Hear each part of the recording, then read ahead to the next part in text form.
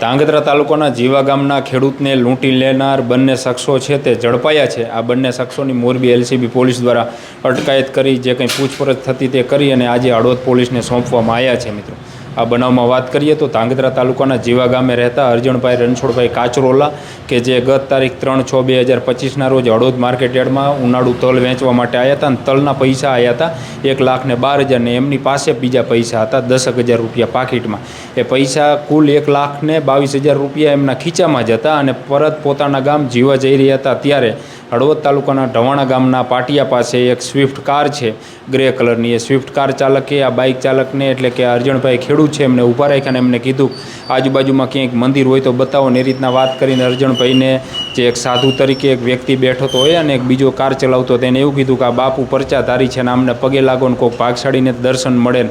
એટલે અરજણભાઈ જ્યારે એ સાધુના વેશમાં બેઠેલા શેતાનને પગે લાગવા ગયા એ દરમિયાન અરજણભાઈને પકડી લેવામાં આવ્યા। એમના ખીચામાં જે ઉપર પાકીટ હતું એ પણ લઈ લીધું, એમાં 10,000 હતા એ લઈ લીધા। ત્યાર પછી અરજણભાઈના ખીચામાં 1,12,000 રૂપિયા હતા એ પણ લઈ લેવામાં આવ્યા। એટલે કુલ 1,22,000ની લૂંટ ચલાવી આ બંને શખ્સો ફરાર થઈ ગયા હતા। પોલીસે પણ આ બનાવમાં ગુનો દાખલ કરીને આરોપીઓની શોધખોળ જે છે તે હાથ ધરી હતી। એ અરસામાં મોરબી એલસીબીને માહિતી મળી અને બંને જે આ લૂંટ ચલાવનાર બંને શખ્સોની અટકાયત કરી લેવામાં આવી છે। જે શખ્સો ઝડપાયા છે એના મિત્રો નામ આપું તો બહાદુરનાથ સુમનનાથ વાદી કે જે વાંકાનેરનું જે વાદીપરું છે ત્યાં આગળ રહે છે, ભોજપરા વાદીપરું છે વાંકાનેરનું ત્યાં રહે છે। એક બીજો આરોપી છે ધારુનાથ ઝવેરીનાથ વાદી, તે પણ ભોજપરા વાદીપરામાં રહે છે, વાંકાનેરનું છે ત્યાં આગળ। અને આ બંને શખ્સો છે તે રીઢા ગુનેગાર છે।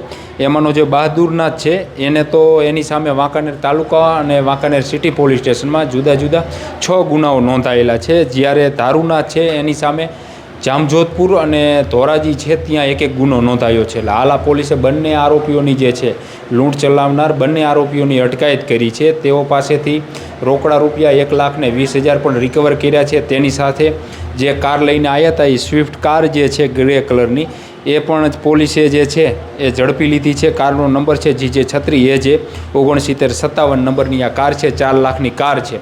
એટલે કુલ પોલીસે આ બનાવમાં રોકડ રૂપિયા અને સ્વિફ્ટ કાર મળી કુલ 5,20,000 રૂપિયાનો મુદ્દામાલ જે છે એ કબજે લીધો છે। બંને શખ્સોને હળવદ પોલીસના હવાલે પણ કર્યા છે।